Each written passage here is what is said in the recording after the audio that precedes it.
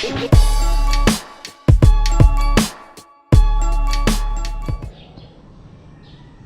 morning. Saan pa na naman si COVID.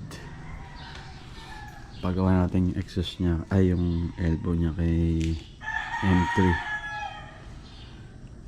para hindi na nahuhugot.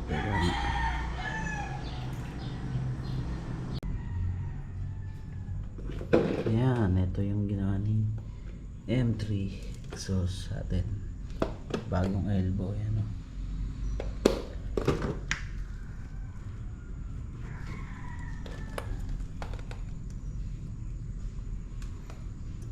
Medyo naiinip tayo. Ito namang isa na to. Ayan, yung nakatandaan nyo yung binili ko sa Shopee nun. Kung naka ano siya tawag dun, screen type na tube type natin. Ayan. Kita ba? Testingin lang natin. Sayang binili ko hindi ko malang nagamit ay nagamit ko pala to, pero parang magkamukha lang sila ng tunog, kaya lang sungaw siya. Ewan ko lang ngayon kung maganda arangkada pagka nung na tube type na siya. Shopee Racing. Ayan, nakakabit na po natin. Powered by Shopee.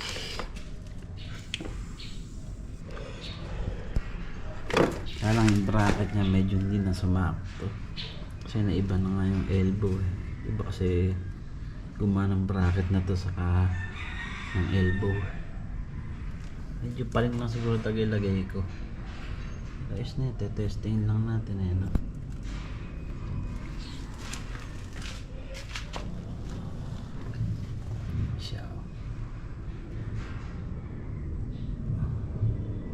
Hindi pa pala nakasagat.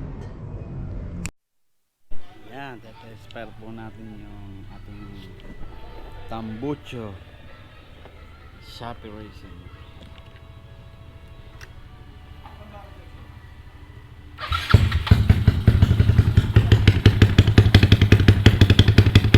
Kala ko po pala head tractor.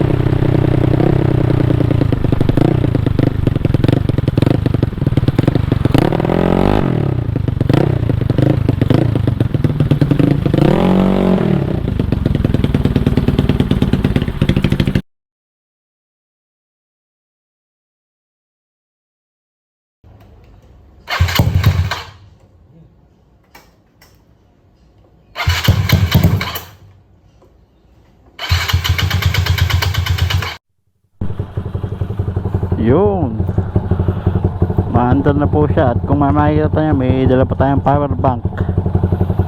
Nalobat po kasi ayaw kasi biglang mandar. I-rides ko pa naman sana nung Sabado ay Linggo pala. Para nakaayos ay ano ba nangyari? Ay binaligtad ko pala.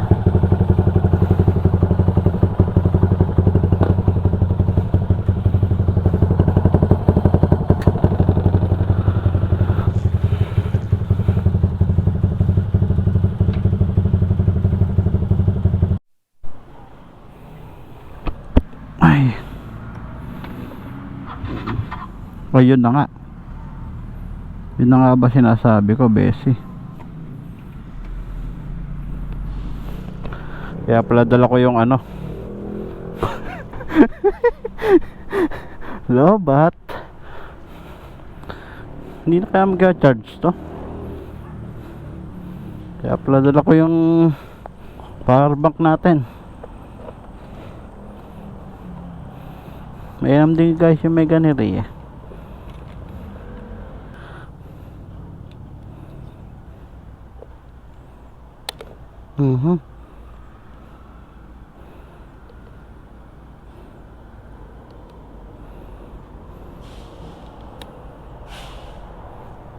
Susi.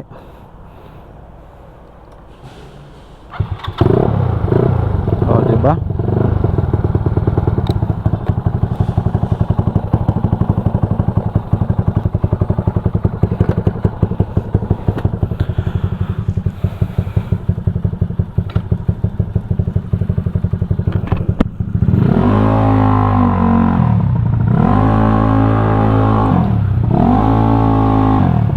Tingnan natin kung magkakarga yung battery niya. Sayang di battery eh.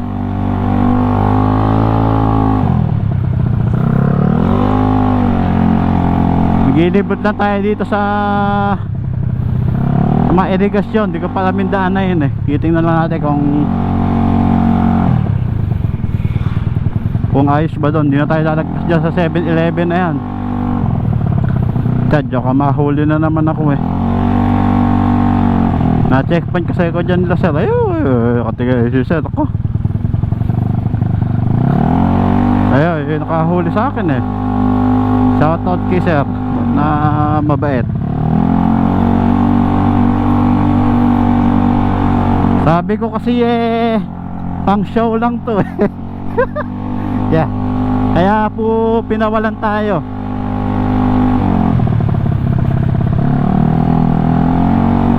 Binirit ko kasi mula Shell hanggang doon sa may 7-Eleven na yun.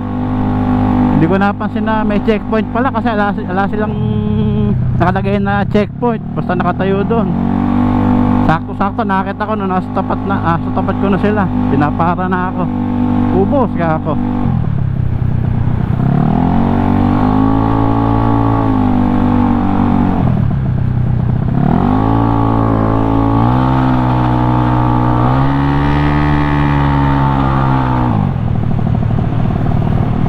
Gulong ang dapat natin mapalitan dito.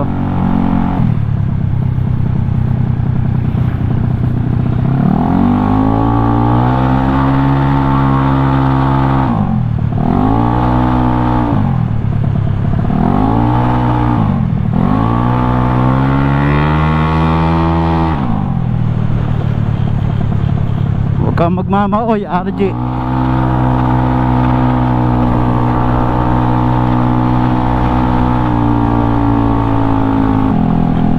Naka-chinelas lang tayo.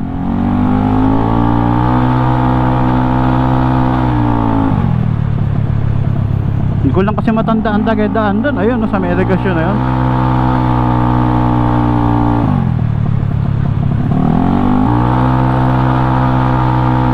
Mas lalo po siyang umingay, no? Kung ba, naging buong buo ito nung pinagawa natin ng elbow kay M3 Exo sa Santa Maria, Bulacan ba yan?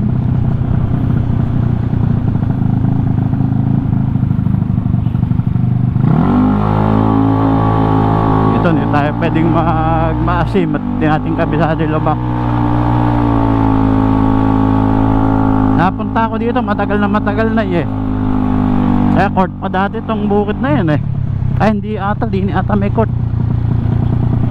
Ito ata irrigation papuntang semento na kaya ito. Pag semento, ito nga yun. Testing natin ngayon dito.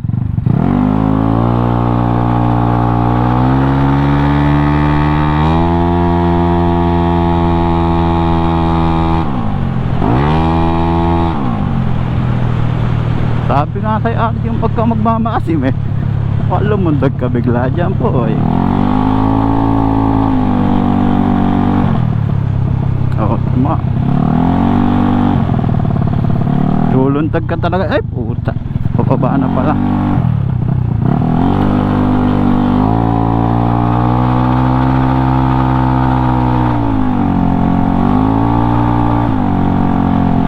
Rin na pala agad yun, no? Builder, Seri Santa Rosa Homes. Tanga na oh. Masyadong inig ng mga ano. Oo, dito nung kaha.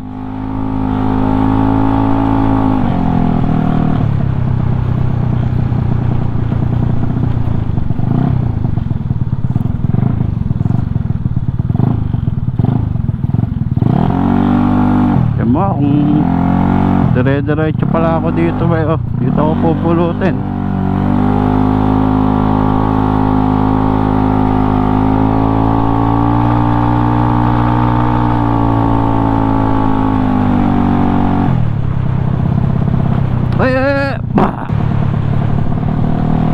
Init ah. Kaya rin lang pala yung kabilis oh.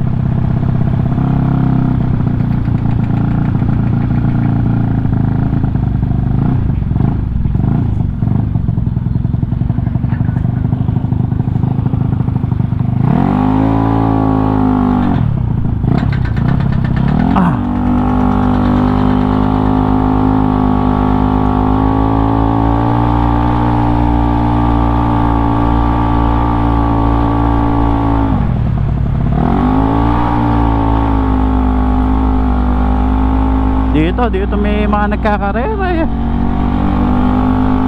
Tuwing hapon ata, tuwing gabi mga bata. Kaya lang mahirap dito. Dito may na-aksidente, nakasuro ata ng kariton o ganyan, nahati yung katawan eh. Dito. Kaya man lalambot ka na magpatakbo ng matulin eh.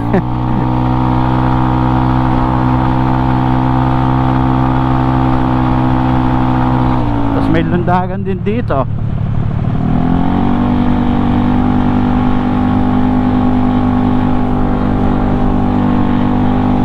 Dito napapatay ata yung ano ah. Basta mamamatay na. Pag-atakalan ako dito. Ano ba eh ginagawa na yan?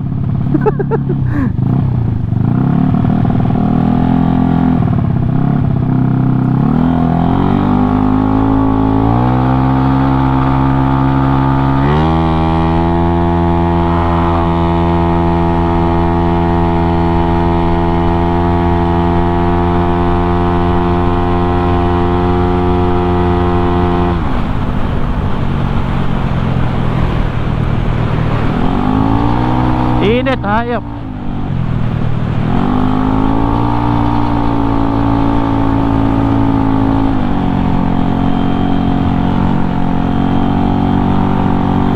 Maya, papakita ko sa inyo yung ginawa ni M3. Dati kasing elbow niya parang pa-cone, malaki. Ngayon, parang isa lang sukat niya. Kaya tayo lang malamig din. Ay, mukhang maganda dito ah.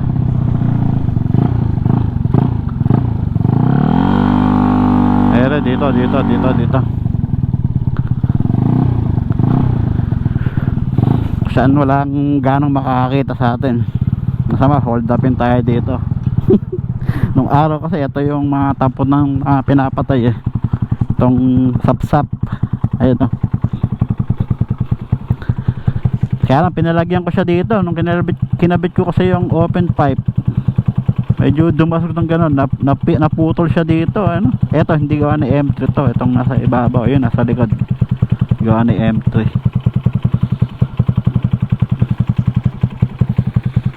Sayang, hindi kasi umandar nung ano eh, nung kahapon, linggo. Na-ride sana natin sa Malaylayo ano? Kababa ng batit ng ano niya. Ay! Doon nagago, putang na.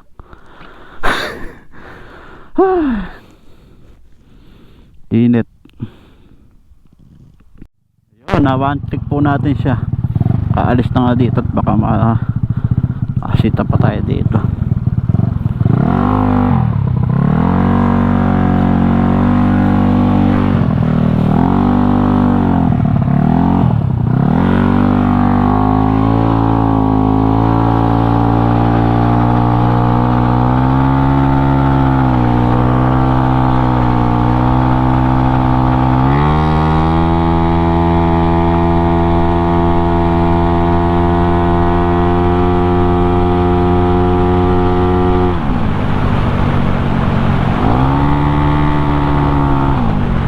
Pasin ko lang sa kanya pagka nag-init na yung makina niya, nagiging tahimik na yung minor niya. Tingnan mo guys, tingnan mo guys, ayun eh, tingnan mo, ano, minor niya hindi na ganun kaingay. Ayun o.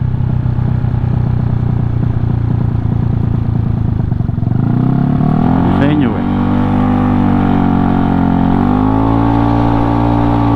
Ay oo nga, ano, yun pala ang di ko nasisilip. Teka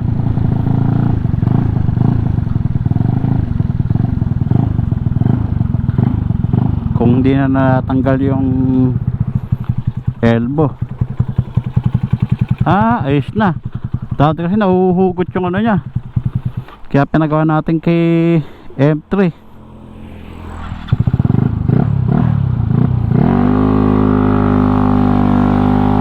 Nahuhugot yung pinaka stud niya.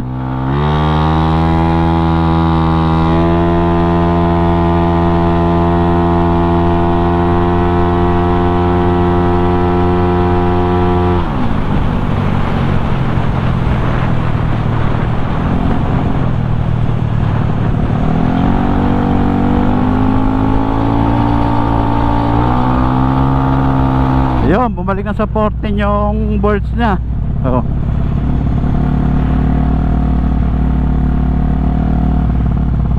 Tapos 13.5 ba pagka nakabukas yung pan. 13.7 pala.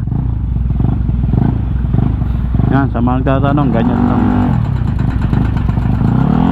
Hindi tayo dumaan at baka magpakitang gila si sir sa mga OJting criminology, hindi tayo mapagbigyan. Maiyak na lang tayo. Sabihin sa akin, ikaw na naman.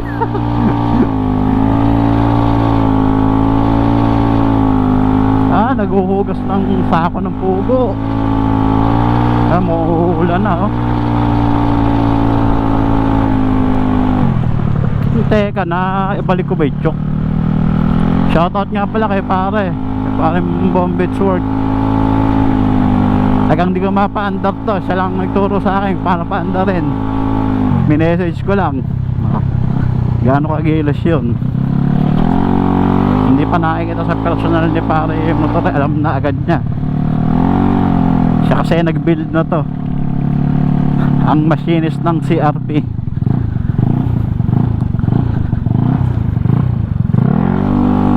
Init.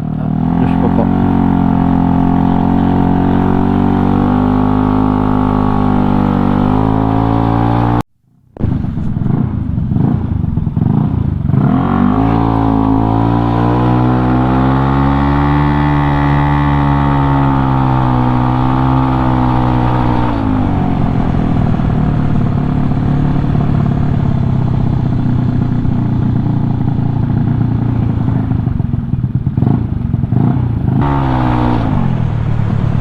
Sabi ko sa'yo, huwag kang magmamaoy eh.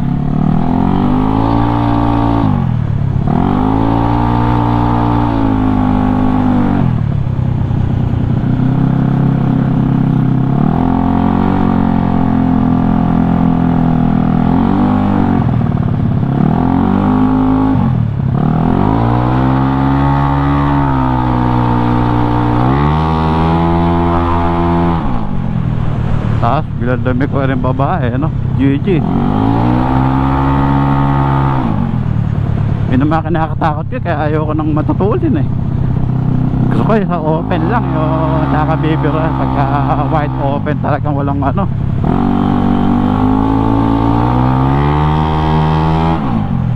Tulad yan, doggy oh.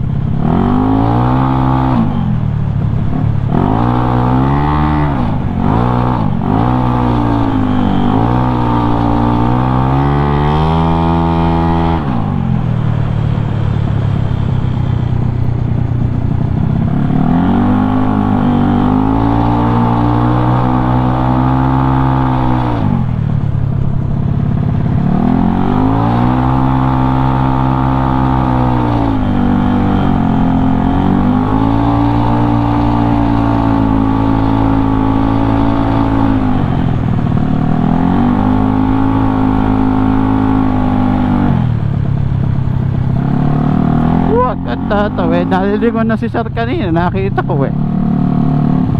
May check point na check niyan. Ganyang oras.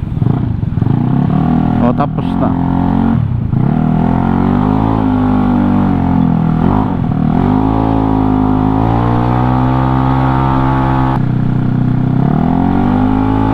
At yun lang po. Salamat po sa